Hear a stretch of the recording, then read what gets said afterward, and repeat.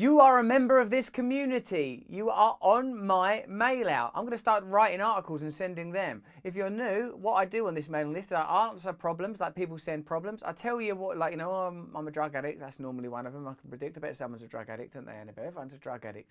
People are mentally ill. I answer their problems. I tell you about my tour dates. I tell you about my podcast. I tell you about exciting live events. For example, in July, there's going to be a live event with me and a certain Under the Skin podcast guest doing a fantastic live event. I'm only going to release tickets to you on this mailing list, and it will be over the next couple of weeks.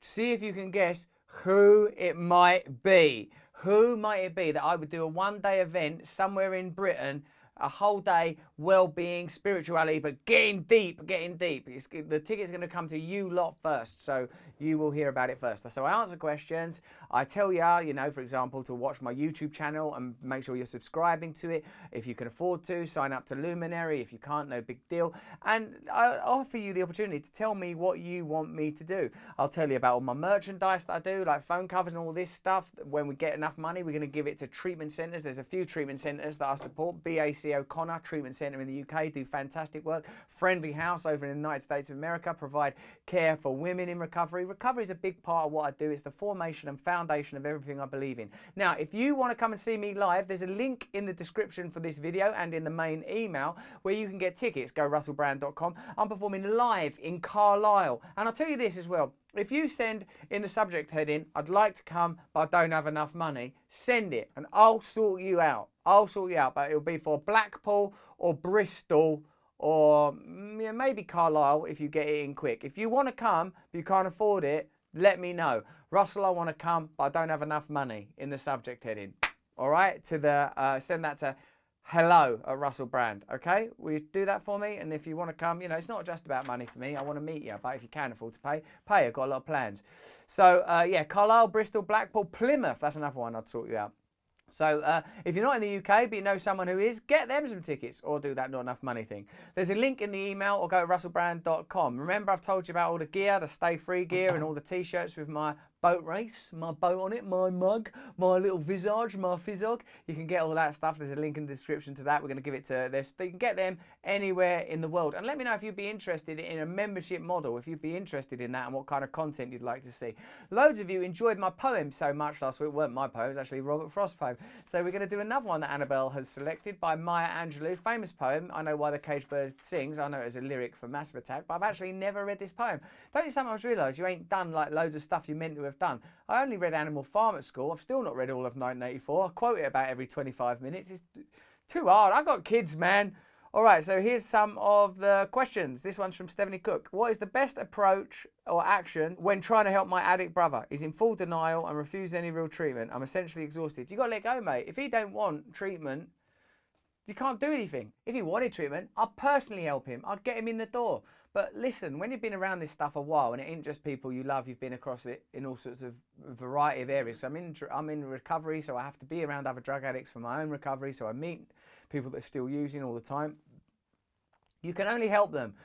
Even if they want to be helped, even if they're very serious, like, I want to stop now, please help me. Even if they're like that, it's hard enough to help them. So if they're like, I don't want to stop, I like it, then you can't really do anything. You've got to work on you. Change yourself. What you have is a little thing called codependency. Now, codependency and interdependency and love are in some ways synonymous and some ways cross over. I mean, what do you mean codependent? I just love my brother. Of course you love your brother, but you've got to accept this fundamental fact. You are not your brother, and your brother's life is his own. You didn't cause his addiction. You cannot control his addiction. You cannot cure his addiction.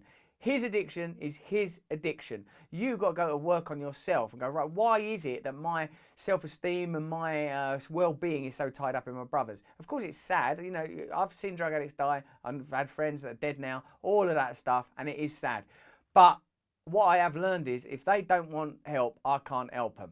That's the basic fundamental reality. You should look into codependency and fellowships and support groups that help people affected by the addiction of others. You will find that incredibly useful, Stephanie. Look into stuff like Codependency Anonymous and Al-Anon. These are support groups that help people that are affected by the addictive behaviours of others. They're fantastic, I understand.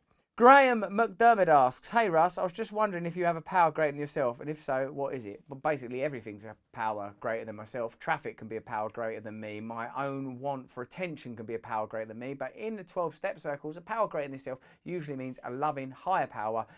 Obviously, that is a synonym for God. Now, I do believe in God. The kind of God I believe in, the God I believe in, is a limitless, vibrant oneness that we can find deep within us, is accessible to us at any moment, is part of our consciousness, my consciousness, your consciousness, and underwrites all material and non-material phenomena. I believe also that not only is there a God, but that we can petition God and interact with God. So I'm actually quite religious. I think that if you align yourself with the consciousness of God, your life will improve. I don't think you can ask God, you know, for like a new bicycle or why do bad things happen and all that kind of stuff, because bad things happen, in my humble little theistic worldview, because we live within limitlessness. And what we label good and bad, we may not even really understand. Even something like as obviously painful as the death of a child, in the overall cosmological order, we can't really read what's supposed to happen and what's not supposed to happen. I believe a belief in God can connect you to something in yourself of real value, can help you navigate the inevitable problems and challenges of life, and can help you to accept the conditions of material life, transience, temporality. We're all born, we're all going to die. Are you able to access meaning and purpose within that and beyond that? Me, I am able to do these things primarily because of my connection to what I would call a limitless and loving power. It doesn't solve all of my problems, but it certainly gives me a different context for all of my problems. So that's my power greater than myself, mate.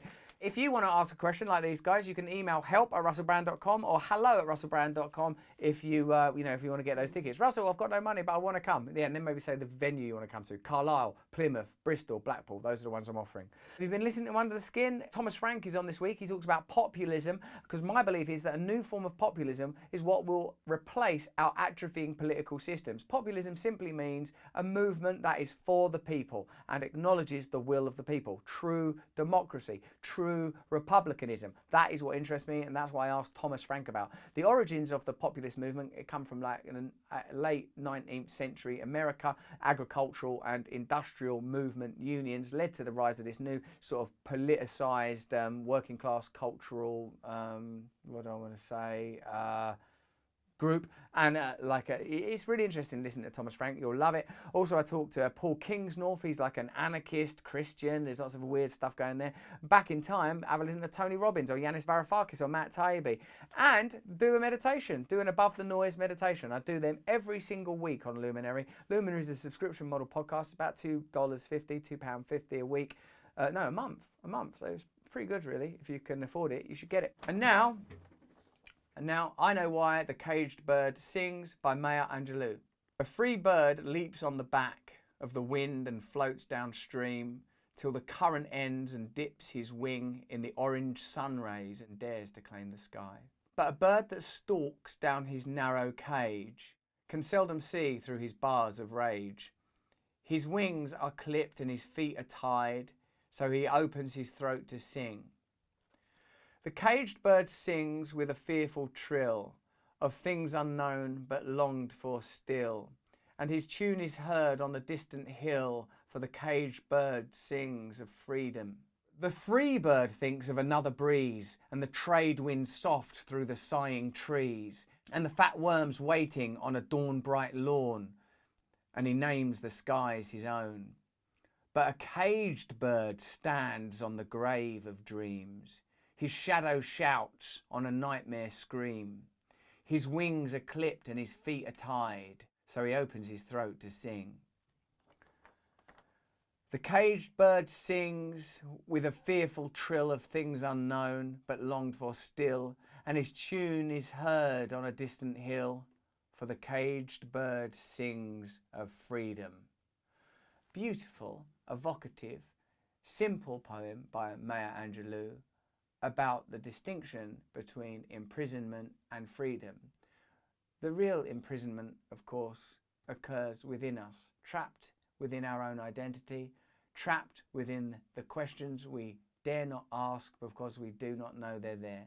Beautiful, simple poem that connects us to the elegant truths evident within nature.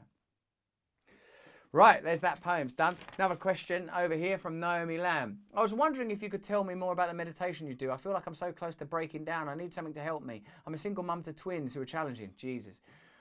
Anyone that's got kids, when people say I've got twins, you sort of go, I've lost 5 loved ones in the last 18 months, one of which was my best friend. I wasn't just a carer, I was a best friend too. I feel broken and lost. I feel like I'm drowning and need rescuing somehow. If you have any advice, I would appreciate it. Well, bloody hell, mate. That's really heavy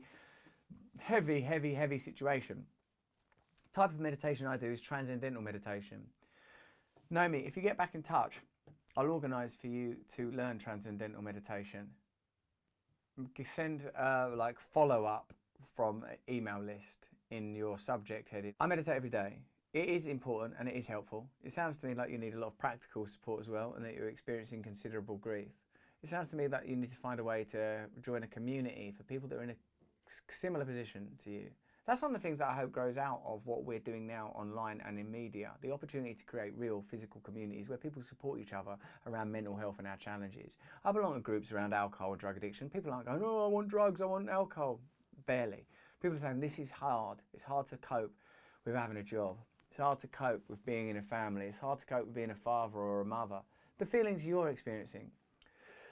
I believe you'd benefit from a program, but an integral part of having a program of recovery is being a member of a community. You need to learn meditation. You need to belong to some mothers groups. I can't imagine how pressed you are for time. I have 2 kids. They're a couple of years apart. When I have to look after them, you know, I'm married. My wife is a competent, strong person. When I'm on my own with them kids, man, it's some heavy deal. I lose myself in there.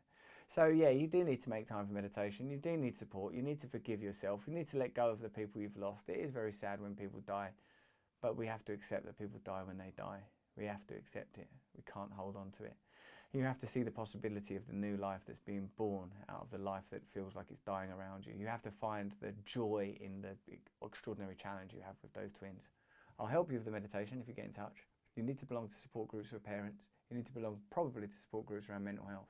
And I can see you need practical help around your children, which sadly I cannot solve that for you because I don't know how to. I don't know what you do.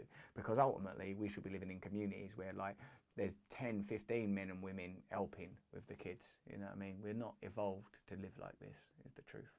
So that's the help I can offer you. Some help I can't offer you yet, but we are interested in building a better world, and that's what we're doing long term. And also have a look at my main channel, have a look at the corporation stuff I'm doing on price hikes, vaccine side effects, Facebooks in schools, many funny, troubling, but ultimately inspiring videos, because what it's going to inspire us to do is change the world, and that is what we are here to do. We're certainly not here to leave it the same, are we? I love you. Stay connected to me. Come and see me live if you can. Guess who you think is going to be the person that's appearing at the live event. We'll give away some tickets to people that guess correctly. Stay free.